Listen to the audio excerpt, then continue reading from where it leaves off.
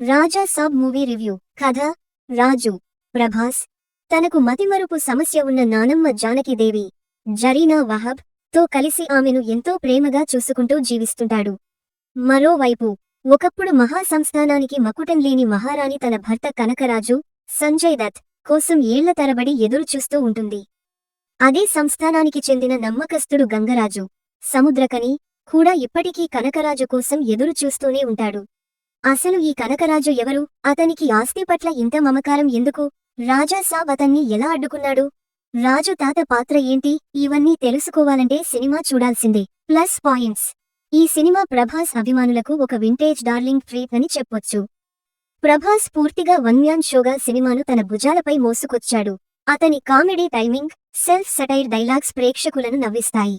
అదే సమయంలో emotional సీన్స్లోనూ Prabhas solid పెర్ఫార్మెన్స్తో ఆకట్టుకున్నాడు. ముఖ్యంగా నానమ్మతో వచ్చే సీన్స్, క్లైమాక్స్లో అతని నటన పీక్ లెవెల్లో ఉంటుంది. నిధి అగర్వాల్, రిద్ధి కుమార్, మాళవిక మోహనంలో డీసెంట్ స్క్రీన్ స్పేస్తో కనిపించగా, ప్రభాస్తో వారి రొమాంటిక్ మరియు ఫన్ ట్రాక్స్ ఓ మోస్తరుగా వర్క్ అవుతాయి. జరీనా వహాబ్ నానమ్మ పాత్రలో మంచి ఇంపాక్ట్ ఇచ్చారు. సంజయ్ దత్ పాత్ర ఇంట్రెస్టింగ్గా ఉండటమే కాకుండా తన అనుభవంతో విలక్షణ నటనను ప్రదర్శించారు. సముద్రకని, బొమన్ ఇరానీ సహా మిగతా నటీనటులు కూడా తమ పరిధిలో బాగా చేశారు. సెకండ్ హాఫ్ ఫస్ట్ హాఫ్తో పోలిస్తే బెటర్గా ఉంటుంది. కామెడీ, హారర్ విజువల్ ఎలిమెంట్స్తో ఎంగేజింగ్గా సాగుతుంది. ప్రీ క్లైమాక్స్ నుంచి క్లైమాక్స్ వరకు వచ్చే భాగం సినిమాకి పెద్ద ప్లస్. ప్రభాస్ ఈ కథను ఎందుకు ఎంచుకున్నాడో ఆ భాగంలో స్పష్టంగా అర్థమవుతుంది. గ్రాండ్ విజువల్స్తో క్లైమాక్స్ నిజంగా కళ్ల పండుగలా ఉంటుంది. మైనస్ పాయింట్స్: ఈ సినిమాలో బిగ్గెస్ట్ మైనస్ మారుతి రైటింగ్ అని చెప్పక తప్పదు. ఫస్ట్ హాఫ్ నుంచే కథనం వీక్గా సాగుతుంది. చాలా సీన్స్ ఫోర్స్ చేసి పెట్టినట్టుగా అనిపిస్తాయి. రాజా సాబ్ ప్రపంచంలోకి ప్రేక్షకులను తీసుకెళ్లే ప్రాసెస్ చాలా స్లోగా ఉంటుంది. ఇది ల్యాగ్కు కారణమవుతుంది.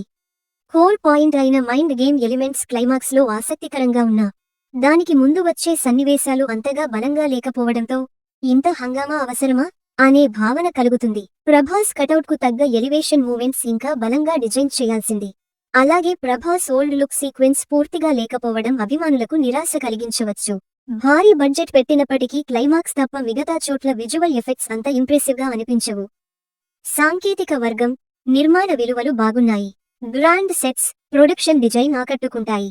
రాజా సాబ్ హౌస్ డిజైన్, దయ్యాల రూపకల్పనలో మారుతి సృజనాత్మకత కనిపిస్తుంది.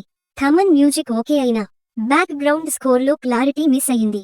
Karthik Palani camera work visuals ను అందంగా చూపించింది. అయితే కోటగిరి వెంకటేశ్వరరావు ఎడిటింగ్ ఇంకా షార్ప్గా ఉండాల్సింది.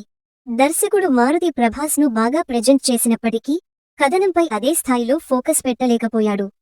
ప్రీ క్లైమాక్స్ తప్ప మిగతా భాగాల్లో గుర్తుండిపోయే ఎలిమెంట్స్ కొరవడినట్టు అనిపిస్తుంది. అయితే గ్రాండ్ విజువల్స్ విషయంలో తన విజన్ను మాత్రం అద్భుతంగా చూపించారు. తీర్పు: మొత్తంగా చూస్తే ది రాజా సాబ్ పూర్తిగా Prabhas one man show. Darling Prabhas comedy, emotions అభిమానులను సంతోషపరుస్తాయి. ప్రీ క్లైమాక్స్ విజువల్గా బాగా వర్క్ అవుతాయి. అయితే week first half, slow narration సినిమాకి ప్రధాన బలహీనతలు.